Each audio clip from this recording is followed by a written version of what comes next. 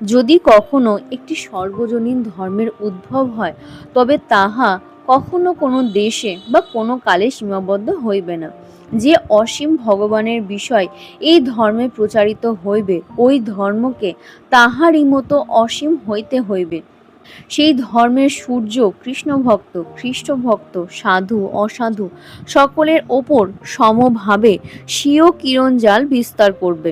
সেই ধর্ম শুধু ব্রাহ্মণ্য বা বৌদ্ধ, খ্রিস্টান বা মুসলমান হইবে না, পরন্তু সকল ধর্মের সমষ্টি রূপ হইবে, অথচ তাহাতে উন্নতি সীমাহীন অবকাশ থাকিবে। উদারতাবশত সেই ধর্ম অসংখ্য প্রসারিত হস্তে পৃথিবীর সকল নরনারীকে সাদরে আলিঙ্গন করবে।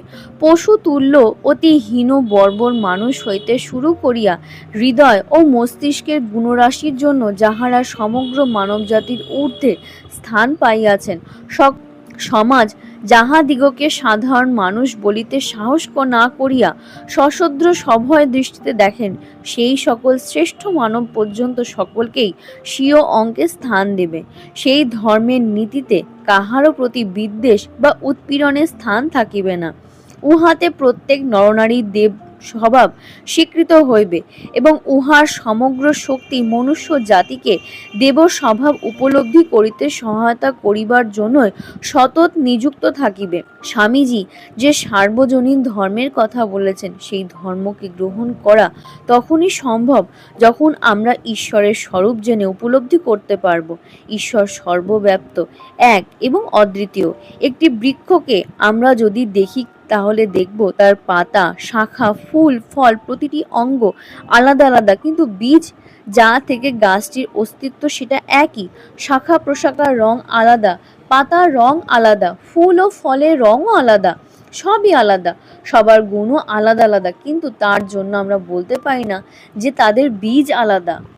স্বামীজি ভক্তিযোগ বইটিতে লিখেছেন, আমরা যতই ভগবানের দিকে অগ্রসর হই, ততই সমুদয় বস্তুতে তাদের ভিতর দেখতে পাই। যখন সাধক এই পরাভক্তি লাভে সমর্থ হয়, তখন ঈশ্বরকে সর্বভূতে দর্শন করিতে আরম্ভ করে। এই রূপে আমাদের হৃদয় প্রেমের, যখন আমরা এই প্রেমের আরো উচ্চ স্তরে উপনীত হই, তখন এই জগতের সকল পদার্থের মধ্যে সেই পার্থক্য আছে তা একেবারে দূরীভূত হয়। মানুষকে তখন আমরা মানুষ বলিয়া বোধ হয় না, ভগবান বলিলেই বোধ হয়। অপরাপর জীবজন্তুও আর জীবজন্তু বলিয়া বোধ হয় না, ঈশ্বর বলিয়াই বোধ হয়। সর্বভূতে হরি অবস্থিত জানিয়া জ্ঞানী ব্যক্তি সকলকে অবিচলিত ভাবে ভালোবাসে।